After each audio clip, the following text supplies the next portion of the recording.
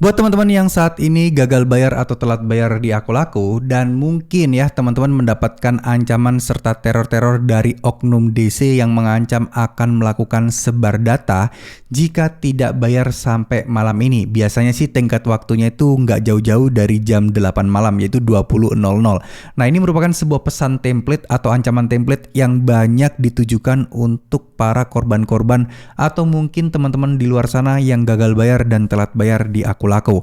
Sehingga tentu saja kalau sudah mulai diancam sebar data, itu tentu saja akan membuat teman-teman ini merasa ketakutan dan takut dipermalukan. Dan juga ini tentunya bukan hal yang sepele, mengingat sebar data itu juga hal-hal yang melanggar hukum ya. Kok bisa-bisanya DC Aku-Laku tadi mengancam sebar data. Nah, banyak kasus di mana ternyata hal ini tuh sebenarnya cuma ancaman dan teknik atau trik oknum-oknum DC tersebut saja. Mereka melakukan ancaman bahwa ya inilah yang ditakutin para nasabah-nasabah yang gagal bayar, yaitu kalau sudah disebar datanya mereka pasti akan pusing dan lain sebagainya. Padahal mah DC nggak bakal berani untuk melakukan sebar data.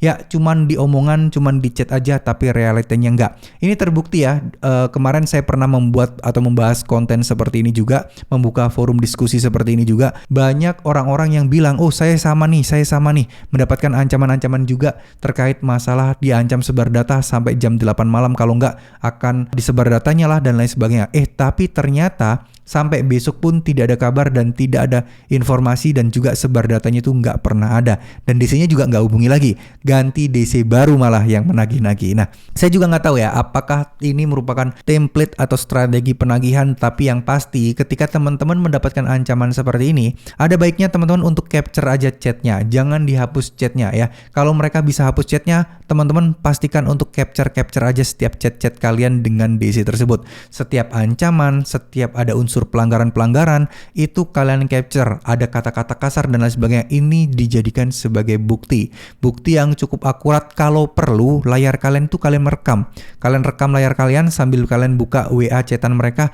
Jadi bukti. Kalau video kan otentik ya, kalau video untuk dari foto-foto kan bisa jadi mereka ngelak, wah ini editan lah. Lebih baik buktinya berubah video aja, kalian rekam layar kalian dan kalian scroll seluruh chat-chat mereka dan ancaman mereka.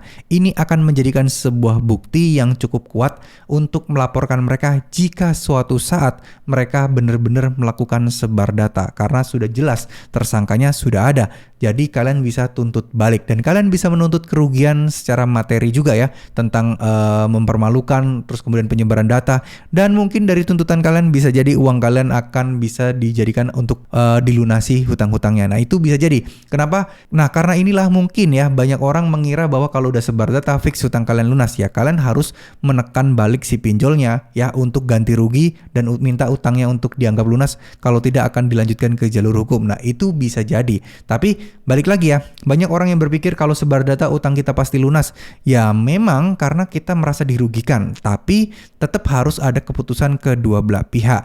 Jangan sepihak dari kalian. Kalau sepihak dari kalian, pinjolnya ini kan kadang nggak tahu ya, ini kalian ini nggak bayar kenapa? Oh, karena ada oknum DC yang nakal tadi yang menyebarkan data. Ya memang pinjolnya juga harus bertanggung jawab, tapi kita harus sepakat dulu kedua pihak.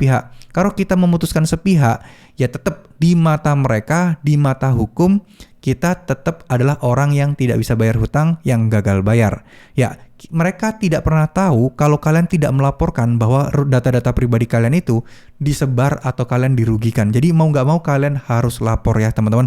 Karena ini juga harusnya kita membantu teman-teman yang lain. Kalau semuanya menjadi korban dan korban nggak mau lapor, ya dari mana pemerintah tahu, dari mana OJK tahu, dan dari mana pinjol ini tahu bahwa akan ada oknum-oknum DC yang kurang ajar seperti itu. Ya, terima kasih. Semoga video ini bisa bermanfaat. Wassalamualaikum warahmatullahi wabarakatuh.